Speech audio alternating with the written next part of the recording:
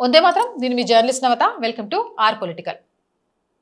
ఇప్పటి వరకు పాకిస్తాన్లోని అజ్ఞాత వ్యక్తులు, భారతదేశానికి వ్యతిరేకంగా పనిచేసిన ఉగ్రవాదులు, భారతదేశంలో దుశ్చర్యలు చేసిన ఉగ్రవాదులను పాయింట్ బ్లాక్లో పెట్టి లేపేస్తున్నారు. వాళ్ళు ఎవరో కానీ కెవ్వు కేక అని అంటున్నారు. అలాంటి వాళ్ళు ఇంకా పుట్టుకు రావాలని కోరుకుంటున్న మన కోరికను భగవంతుడు విన్నాడేమో. బంగ్లాదేశ్లో కూడా అలాంటి అజ్ఞాత వ్యక్తులు వచ్చేశారు. నేను ఒక వీడియో చూపిస్తా, చూడండి. చూసిన తర్వాత మాట్లాడుకుందాం.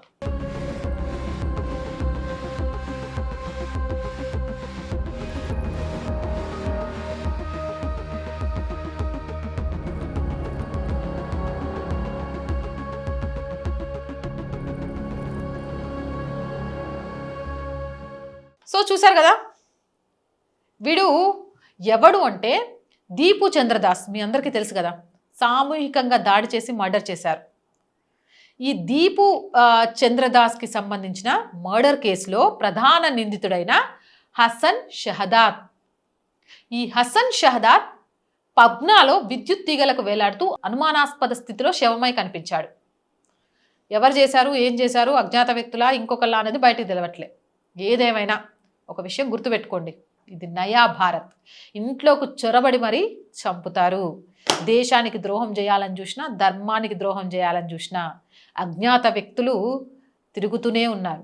వాడు పాకిస్తాన్లో ఉన్నా, బంగ్లాదేశ్లో ఉన్నా, ఆఫ్ఘనిస్తాన్లో ఉన్నా, ప్రపంచంలో ఏ మూల దాక్కున్నా భారతదేశానికి హాని చెయ్యాలని చూసినా, ఒకవేళ హిందువులకు దేశానికి హాని చేసి సంబరపడిపోతూ ఉన్నా వాడి జీవితంలో బ్లాక్ లెటర్స్తో ముగింపు లేఖను రాసేస్తారు.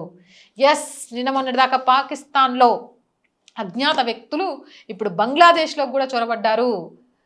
అలాగే ధర్మానికి వ్యతిరేకంగా అన్యాయం చేసిన వాళ్ళ లెక్క తేలుస్తున్నారు అని అంటున్నారు. మరి దీనిపై మీ అభిప్రాయం కామెంట్ చేసేయండి. Jai Hind, Jai Bharat. And more videos కోసం R group of channels, R voice, R political, R Sanskriti channels వెంటనే సబ్స్క్రైబ్ చేయండి. కంటెంట్ బాగుందనిపిస్తే లైక్ చేయండి, షేర్ చేయండి. అండ్ ఆర్థికంగా ఆర్ వాయిస్కి చేతుగా నిలవండి. ఆర్థికంగా సపోర్ట్ చేయాలి అంటే స్క్రీన్ మీద గూగుల్ పే, ఫోన్పేతో పాటు అకౌంట్ డీటెయిల్స్ ఇచ్చాము, మీకు తోచిన సహాయం చేయొచ్చు. అలాగే వ్యాపార ప్రకటనల కోసం 8328500576 నెంబర్ని సంప్రదించండి. జై హింద్, జై భారత్.